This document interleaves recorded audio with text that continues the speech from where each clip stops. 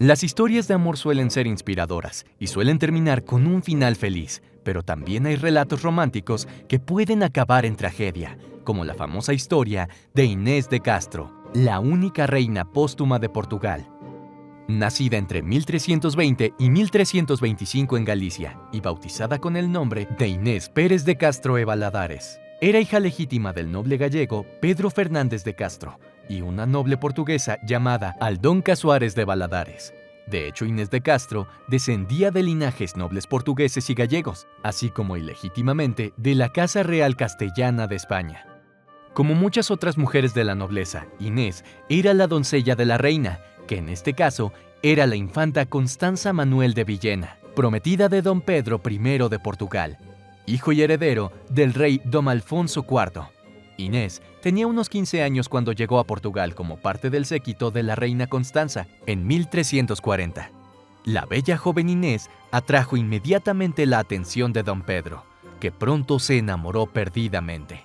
Sin embargo, don Pedro seguía casado con la reina Constanza y nunca pudo asumir una relación con una de sus damas de compañía.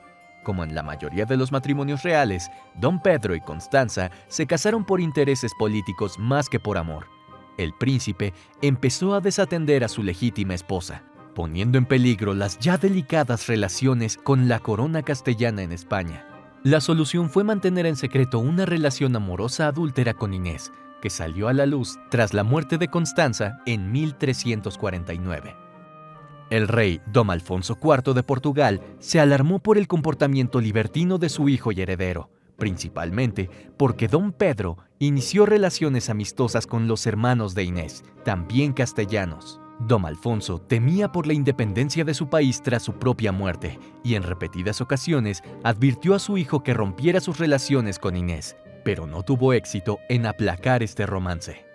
Don Alfonso IV tenía razón en sus temores, ya que los hermanos de Inés de Castro comenzaron a conspirar para convencer a don Pedro de que se considerase con el derecho al trono de Castilla y León, lo que permitiría que un día su sobrino, el futuro hijo de Pedro e Inés, llegase a gobernar un poderoso reino ibérico unificado, pero que pondría fin a la independencia portuguesa. Tras la muerte de la reina Constanza, don Pedro e Inés comenzaron a vivir juntos abiertamente. La pareja tuvo 4 hijos: Alfonso, que murió en la infancia; Beatriz, nacida alrededor de 1347; Joao, nacido en 1349; y Dinis, nacido en 1354.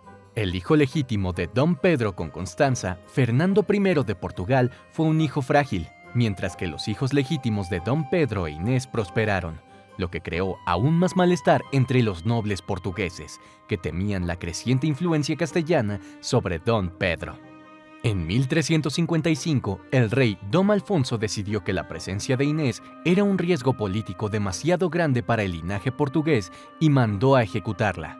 Sin saber lo que ocurriría, don Pedro se marchó a participar en una cacería, práctica muy extendida entre la nobleza que podía durar varios días. Fue entonces cuando 3 asesinos, Pero Coelho, Álvaro González y Diogo López Pacheco, fueron enviados al monasterio de Santa Clara a Vela en Coimbra, donde Inés estaba retenida por orden del rey Alfonso, quien, según algunas versiones de la historia, acompañó personalmente a los asesinos hasta el lugar. Inés de Castro, que solo tenía 29 años, suplicó al rey por su vida y la de sus hijos, pero fue decapitada y supuestamente decapitada delante de los niños. Fue encerrada en la ciudad de Coimbra. Cuando don Pedro se enteró, juró vengarse y, aliado con los hermanos de Inés, lideró una revuelta contra su propio padre, iniciando una guerra civil en Portugal. Cuando don Pedro asumió la corona, tras la muerte de don Alfonso en 1357, siguió la pista de los asesinos de Inés y consiguió capturar a 2 de ellos en 1361.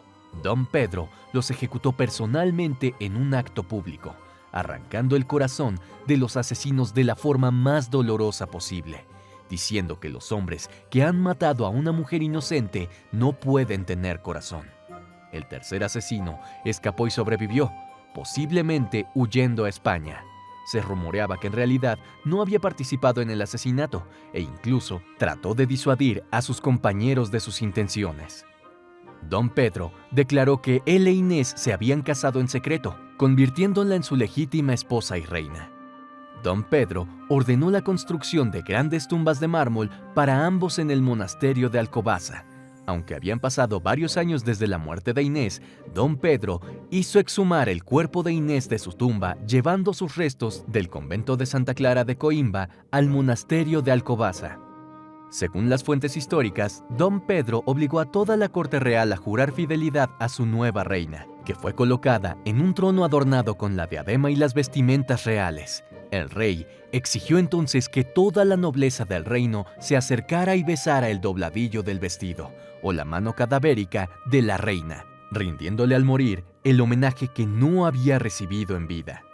Don Pedro murió pocos años después de este suceso, el 18 de enero de 1367, a la edad de 46 años, y fue enterrado junto a su amada Inés con sus cuerpos enfrentados, para que, según las creencias cristianas, el día del juicio se levantaran y se abrazaran tras la resurrección de los justos.